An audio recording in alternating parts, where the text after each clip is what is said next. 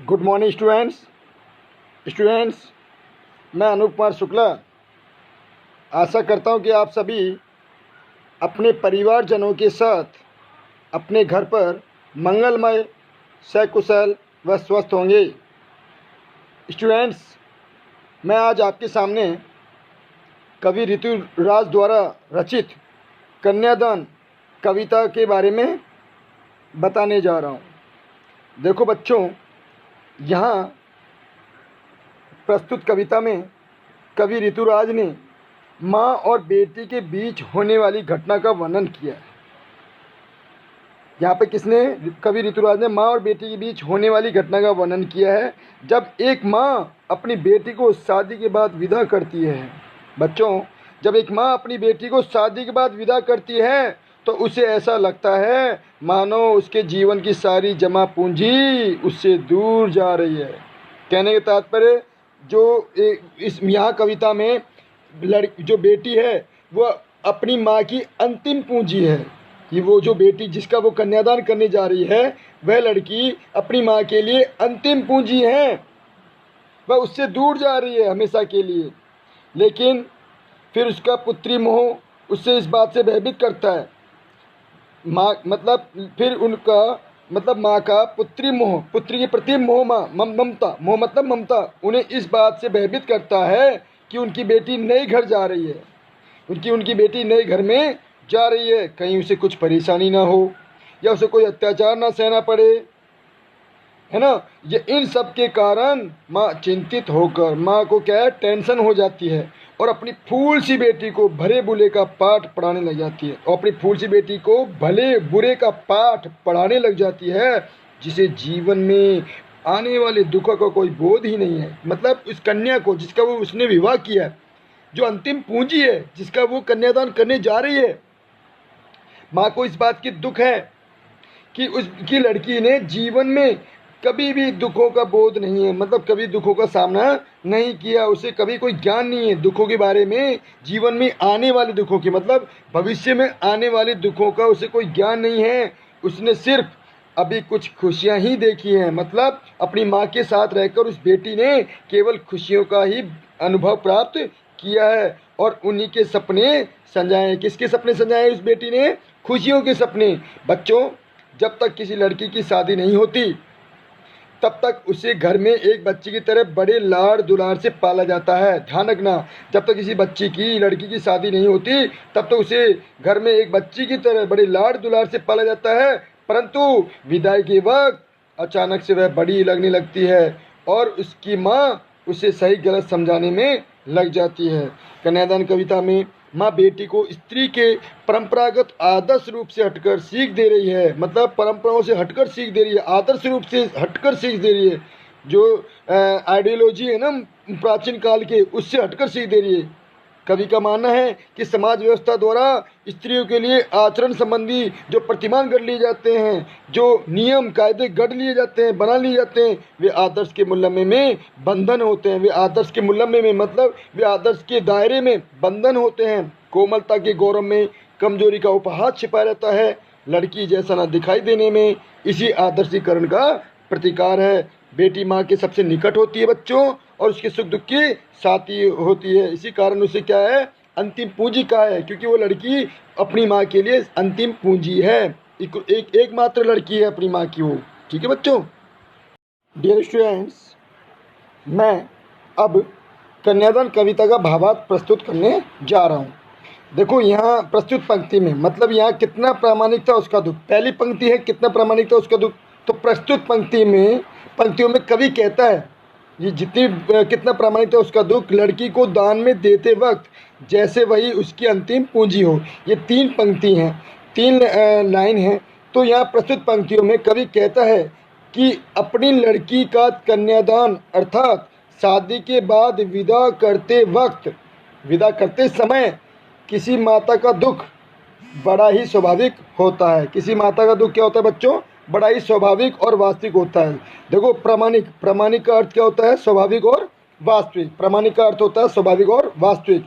हर माता को यह लगता है कि उसके जीवन की आखिरी जमा पूंजी भी उससे दूर चली जा रही है। हर माता को यह लगता है कि उसके जीवन की आखिरी जमा पूंजी, मतलब जिसे लाड़ प्यार से पाला है, जिसे बड़े लाड़ प्यार से पाला है, जिसे कभी दुख का अनुभव नहीं हुआ, विवाह योग्य बनाया है अपनी माँ, उसकी यहाँ पे इस कविता में लड़की की माँ ने उस अपनी लड़की को विवाह योग्य बनाया है। अर्थात वह अभी हालांकि वह लड़की सयानी नहीं है, भोली नहीं है, अभी इतनी वह भोली है, इतनी सयानी नहीं है, विवाह योग्य नहीं हुई है। लेकिन यहाँ कवि की माँ का दुख बड़ा ही स्वाभाविक दिखाई दे रहा है। हर माता को ये लगता है कि उसके जीवन की आखिरी जमा पूंजी भी उससे दूर चली जा रही है। बड़े ही लाड़ दुलार से उसने अपनी बेटी को पाल पोस कर बड़ा किया था। किसने? या अपनी माँ, इस लड़की की माँ ने बड़े ही लाड़ दुलार से उसे अपनी बेटी को पाल पोस कर बड़ा किया था। आखिर अपनी बेटी के साथ ही तो वे अपने जीवन का सुख दुख बांटती थी, क्योंकि वह अपनी बेटी के साथ ही जीवन के सारे सुख दुख बांटती थी। इकलौती लड़की थी, अंतिम पूंजी। बच्चों, यहाँ पे अंतिम पूंजी मतलब इकलौती लड़की। वह उसकी माँ अपनी माँ की इकलौती लड़की थी, बड़ी लाड़ प्यार से पाला था, ठीक है ना। सारे जीवन के मतलब उसने अपने जीवन के सारे सुख दुख उसके साथ ही बांटे। वही तो उनके जीवन की साथी थी, मतलब अपनी लड़की जो थी वह अपनी माँ की जीवन की साथी थी, परंतु अब यह साथी भी उससे दूर जा रही है। मतलब वह लड़की जो है, जो अंतिम पूंजी है, वह अब दूर जा रही है, अपनी माँ से क्या है, बिछड़ रही है, पराए घर जा रही है, ठीक है। डियर स्टूडेंट्स, आगे कवि ऋतुराज कहते हैं, क्या कहते हैं कि लड़की अभी सयानी नहीं थी। मतलब कि वो कहते हैं कि लड़की बड़ी तो हो गई थी, लड़की बड़ी तो हो गई थी, सयानी मतलब बड़ी तो हो गई थी, लेकिन पूर्ण रूप से विवाह के योग्य नहीं हुई थी। मतलब कच्ची उम्र की थी। अभी लड़की बड़ी तो हो गई थी, लेकिन पूर्ण रूप से विवाह के योग्य नहीं हुई थी। अभी इतनी भोली व सरल थी। यहाँ पे लिखा हुआ है अभी इतनी भोली व सरल थी, ठीक है। तो कहने का मतलब ये हो गया है कि वह लड़की जो है भोली भाली थी, सरल स्वभाव की थी। उसे दुनियादारी की समझ नहीं थी, उसे दुनियादारी की अभी तक उसे समझ नहीं आई थी, ठीक है ना। उसने अभी तक अपने घर के बाहर की दुनिया नहीं देखी थी, उसने अभी तक अपने घर की बाहर की दुनिया नहीं देखी थी।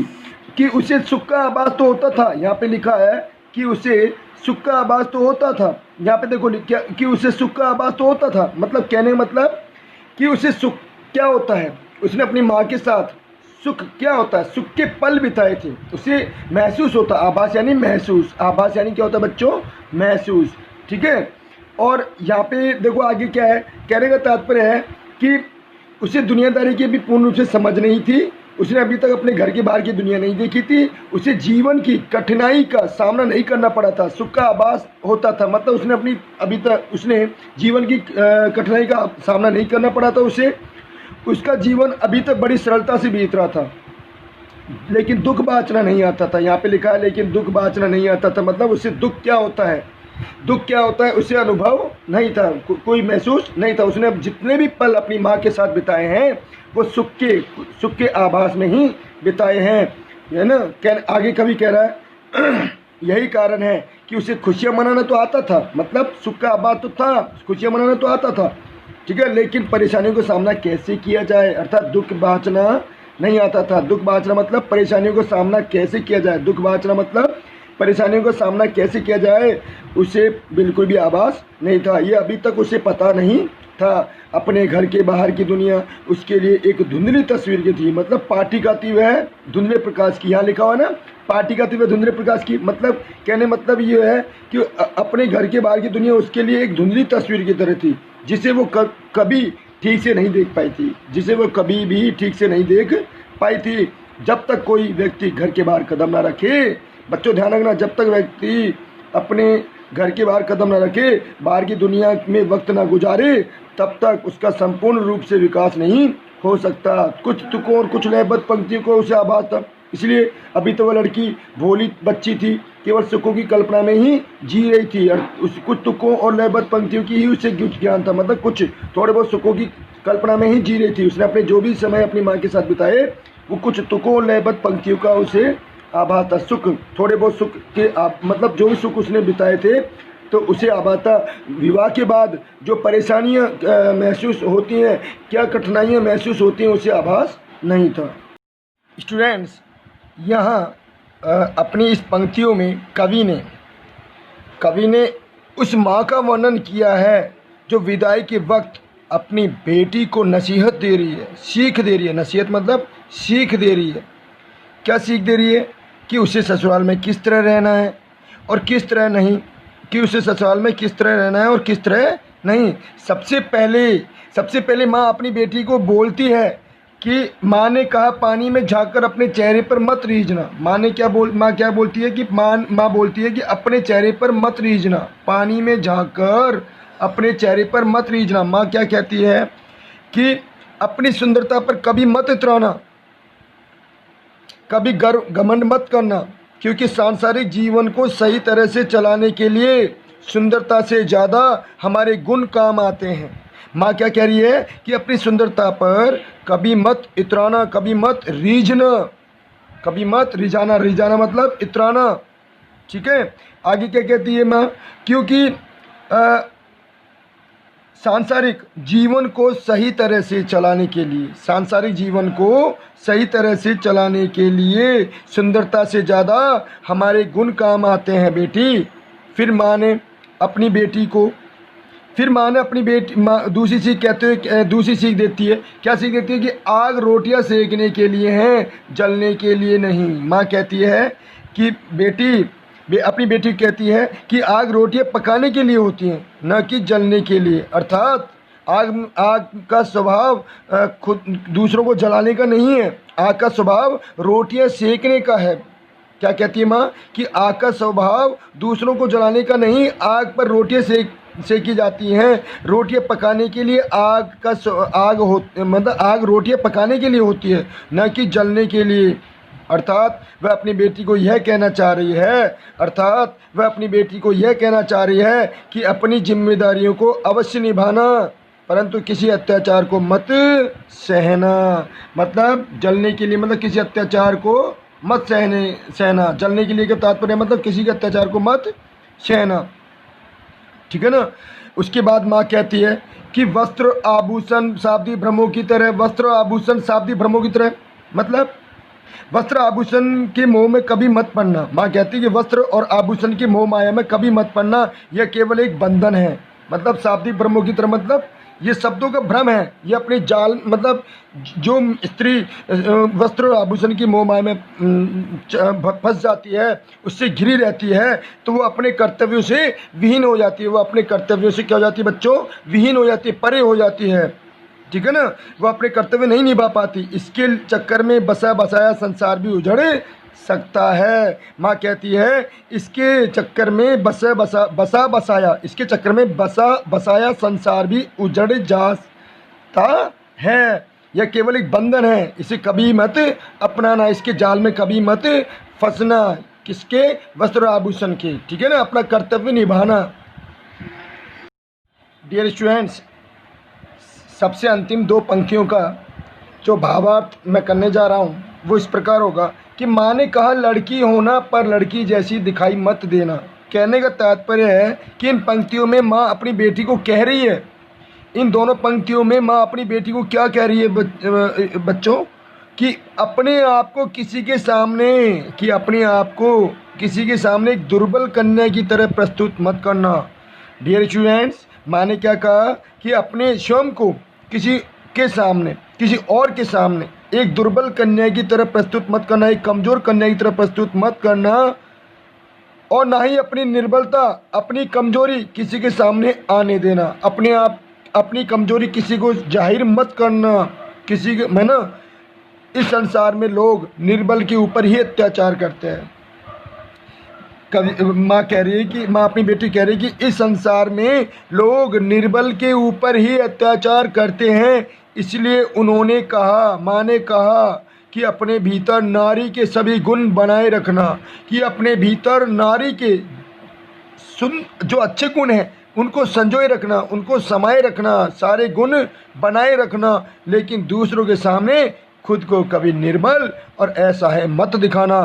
ठीक, और खुद को कि कभी भी किसी के सामने स्वयं को निर्बल और असहाय मत दिखाना, पर लड़की जैसी दिखाई मत देने का तात्पर्य मैंने यही कहा है कि दूसरों को, लेकिन दूसरों के सामने खुद को कभी निर्मल और असहाय मत दिखाना, उनका डटकर सामना करना, है ना, और अपने आप को कभी कमज़ोर साबित मत करना। और आशा करता हूँ आपको मेरे द्वारा समझाए गए कन्यादान पाठ का भावार्थ और ट्रांसलेट मतलब जो मैंने समरी की है वो आपको अच्छा लगा होगा। ठीक है, have a nice day, God bless you all.